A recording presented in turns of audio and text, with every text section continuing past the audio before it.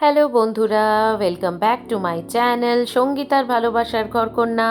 তো কেমন আছো তোমরা সবাই? আশা করছি ভালো আছো। আমরাও ভালোই আছি। তো আমি তোমাদেরকে বড় ব্লগে বলেছিলাম যে আমি এই পাবদা মাছের সর্ষে পোস্তর রেসিপি নিয়ে হাজির হব। তো দেখো হাজির হয়ে গেছি। তো চলো, প্রথমেই মাছগুলো ভালোভাবে বেছে ধুয়ে আমি এখানে নুন হলুদ মাখিয়ে রেখে দিয়েছি, আর অল্প তেলও দিয়েছি।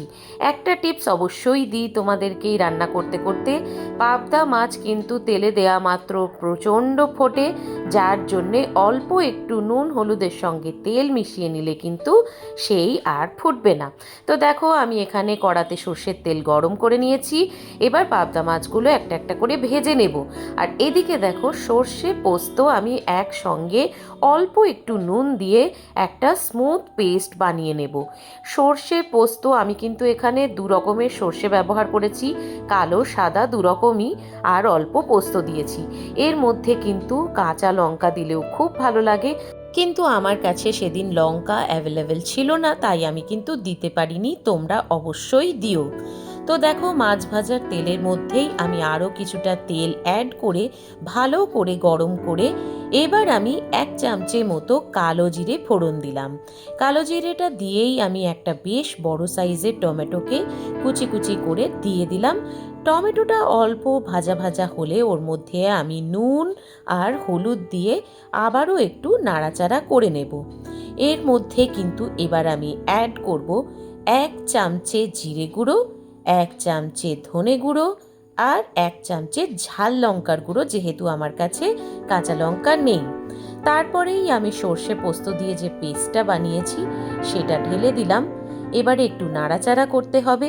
এই যে যেটাতে আমি পেস্টটা করেছিলাম সেটাও কিন্তু ধুয়ে ওই বাটি ধোয়া জলটাও আমি দিয়ে দেব। তারপরে বেশ কিছুক্ষণ নাড়াচাড়া করার পর অল্প স্বাদের ব্যালেন্সের জন্যে আমি একটু চিনি দিয়ে দিলাম এর মধ্যে। যে কোনো রান্নাতেই কিন্তু স্বাদের ব্যালেন্সের জন্যে অল্প চিনি দিতে হয়। তারপরে এবার আমি একটু ফুটে উঠলে এর মধ্যে যতটা ঝোল করতে চাই সেই অনুযায়ী আমি অল্প জল দিয়ে দিচ্ছি। পাবদা মাছের ঝাল খুব তো ঝোল ঝোল হয় না, অল্প রসা রসাই হবে, তাই আমি অল্প জল দিয়ে আবারও ভালো করে নাড়াচাড়া করে নেব। ফুটে উঠলে ওর মধ্যে ভাজা পাবদা মাছগুলো এবার আমি একে একে ছেড়ে দেব। ছেড়ে দেওয়ার পরে আমি বেশ কিছুক্ষণ ঢাকা দিয়ে রেখে দেব। তারপরেই কিন্তু আর বেশি কিছু করার নেই। গরম গরম ভাতের সঙ্গে কিন্তু এই সর্ষে পোস্ত দিয়ে পাবদা মাছ থাকলে আর কিছুই লাগে না। এদিকে দেখো আমি অল্প ধনেপাতা কুচিও করে নিয়েছি।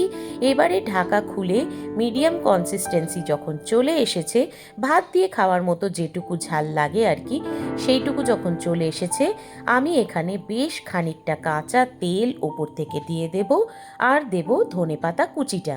এগুলো দিয়ে কিন্তু আর খুব বেশি নাড়াচাড়া করা বা ফোটানোর কোনো দরকার নেই। গ্যাস অফ করে দিলেই রেডি হয়ে গেল পাবদা মাছের সর্ষে পোস্ত। সবাই কিন্তু রেসিপিটা অবশ্যই ট্রাই করো, আমাকে জানিও। খেতে কিন্তু সত্যিই দুর্দান্ত হয়। চলো দেখা হবে নেক্সট ব্লগে। টাটা।